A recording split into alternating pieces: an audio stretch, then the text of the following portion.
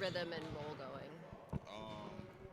I feel good. I mean, I feel like everybody on the bench is been bringing the energy for the most part each and every game. Like I said, the game before, first the cup game, I think the bench brought us a lot of energy to get us back in the game. So I think that's what we're gonna need from everybody that come off the bench is just energy and whatever their role is to be good at it and be consistent with it. We saw the video of Joe's locker room speech, and he said, "Good job coming out of your shell." What has he been telling you about trying to get you out of your shell and trying to be more aggressive and kind of trying to stand out instead of fit in sometimes? Just being yourself. I think you know I go into the game, having you know respecting what all the other players on the team have done, and it kind of might make me a little bit more passive than I need to be, but they've just been trying to get me to be that same player that you were before I came here, and so and also I'm just trying to figure out my time to be aggressive when not to be, and when to be able to get other players shots as well. So, but they've been trying to just tell me to just go out there and be yourself, and so that's been the kind of battle I've been trying to figure out game to game.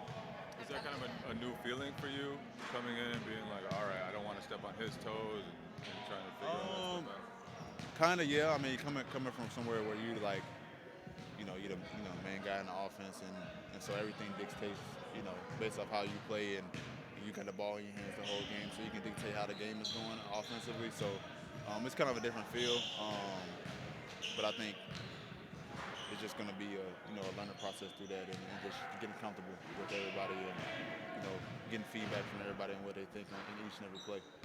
What kind of zone did you find in that game? What kind of zone? Yeah. Uh, Was it zone? Did you yeah, I was in the zone for sure. Yeah, that's in the zone. I think there was a couple times this season where I felt like I got hot, but I didn't feel like I was in the zone. I think that was the first time I felt like I was in the zone. Like, a couple times prior to my career that I got into that space before too. What does that feel like for you? Is it just like anything you throw up, there goes everything? Yeah, Feels like a good yeah. Everything feel like it got a chance to go in there, especially if I get an open look and I get some time, and if I'm able to just get it up cleanly, I feel like it's gonna go in at that point. He was saying after the game, he feels like you guys could get more creative in how they use you. What does that mean to you, like finding ways to get you involved, and like where are they trying to do that right now? Just getting me in like comfortable situations where I might be used to, like whether it's running a step up, pick and roll, give me some down screens, like going to a step up, or just going straight into a pin down to a pick and roll, side pick and roll. I think those are the things that they've been trying to implement to get me comfortable.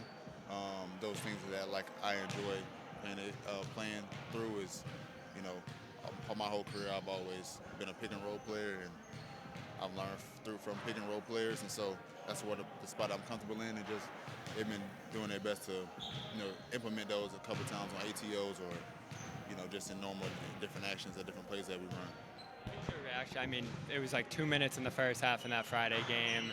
Second half, I think it was like a 10-minute stint for you. It feels like the time's going to be inconsistent sometimes. Like, how do you react to that when, like, obviously you're very involved in the first half, and second half you might not be? Just the time that you do get out, just go out there and make the the best the most of it. Your time out there on the court. And I think it's always a self-reflection moment where maybe you feel like you didn't do the right things out there, and so you got to look yourself in the mirror first before you point fingers or look into why something's not happening. So that's the way I see it, and like I said, control what you control, and go out there, and when you do get your time, make the most of it, and try to make an impact that way.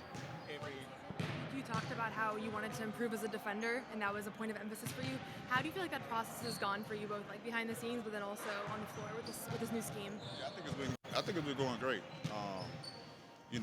Like I said before, like it's gonna be ups and downs, just learning how to do this on a consistent basis every single night, and bringing it in. And so it's been fun though. I think all the coaches on me about each and every possession, about what it takes to make an impact. I've been each and every game.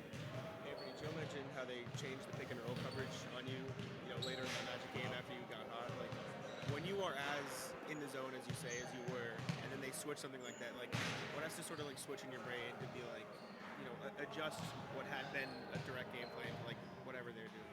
Yeah, just at that point, I mean, you bring two to the ball. I think for the most part, you've done your job, and you know, I mean, I've dealt with it for the past 3 years prior to that. You know, they back then it started on the first play of the game, first pick and roll. So just being able to take advantage of that, getting a 2-on-1 on the backside and getting two to the ball is the main purpose.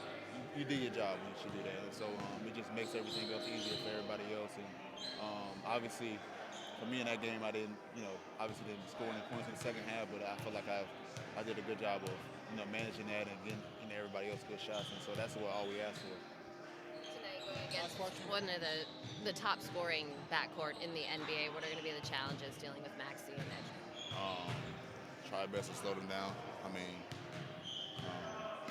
they've been playing at a very high level. Tariq's been scoring at a very high level, so just try to do our best to contain him, contain his 3-pointers, contain his transition buckets, big on those, and just his ability to get downhill to his right hand and try to finish and get fouled from there. I think that's going to be our biggest challenge tonight for sure.